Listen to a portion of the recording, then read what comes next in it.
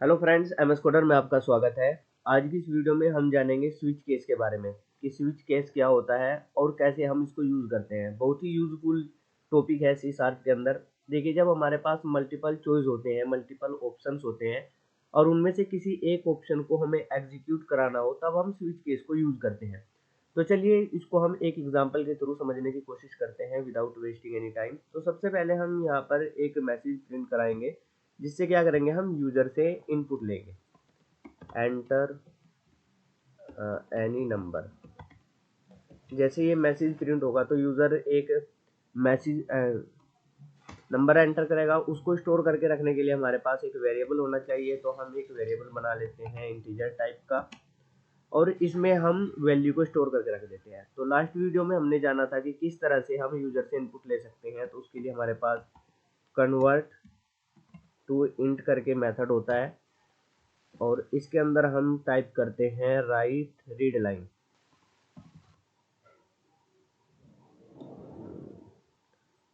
Console dot read line.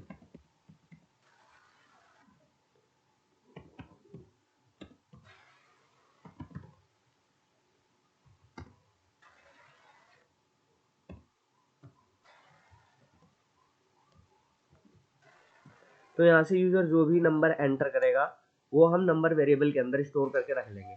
चलिए अब हम सिंटैक्स देखते हैं कि स्विच केस को हम यूज कैसे करते हैं। देखिए, सबसे पहले हम यहाँ पर लेते हैं स्विच कीवर्ड और इसका जो राउंड ब्रैकेट होता है, इसके अंदर हम एक वैल्यू पास करते हैं, एक्सप्रेशन पास करते हैं।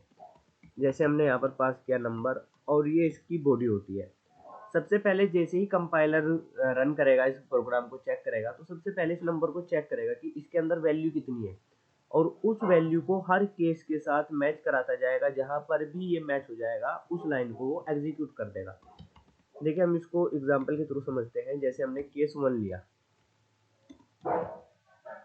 जैसे ही केस 1 यहाँ पर प्रिंट हो जाए, एग्जीक्यूट होगा और अगर ये जो नंबर है इसकी वैल्यू 1 है तो ये इसे मैच कर जाएगी और कंपाइलर क्या करेगा, इसके साथ जो भी हम मैसेज देंगे उसको वो क्या कर देगा, प्रिंट कर देगा। जैसे हम यहाँ पर संडे ले रहे हैं और इसके बाद हमें ब्रेक स्टेटमेंट लाजमी यूज करना है, क्योंकि ब्रेक स्टेटमेंट का काम क्या होता है कि वो ब्रेक कर देगा।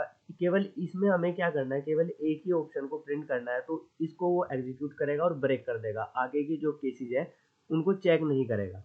एक और हम यहाँ पर केस ले लेते हैं, केस 2। अगर यहाँ पर नंबर की वैल्यू 2 है तो यहाँ पर हम इसको कॉपी करते हैं और यहाँ पर इस तरह से पेस्ट कर देते हैं और यहाँ पर ले लेते हैं हम मंडे।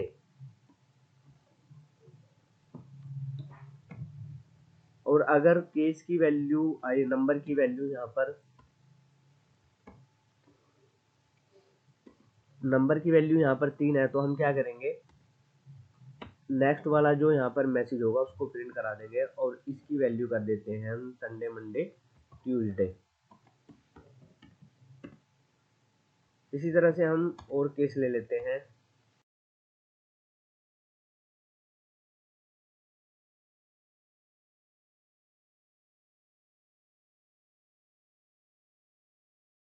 यहाँ पर आप देख सकते हो कि हमने 7 केस लिए हैं। सबसे पहले क्या करेगा, कंपाइलर इस नंबर को चेक करेगा और इस नंबर की वैल्यू को हर केस के साथ मैच करेगा।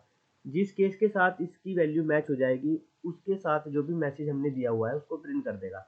जैसे सपोज कीजिए कि उसने कोई नंबर यहाँ पर एंटर किया है 5, तो सबसे पहले इसके साथ मैच करेगा तो यहाँ पर मैच नहीं होगा, फिर दूसरे वाले केस के साथ मैच करता जाएगा। इसी तरह से जब वो 5वें केस पर पहुंचेगा यहाँ पर तो ये वाला मैच कर जाएगा और इसके साथ जो थर्सडे है इसको प्रिंट कर देगा और नेक्स्ट लाइन में इसको ब्रेक मिल जाएगा तो वो स्विच केस से बाहर आ जाएगा।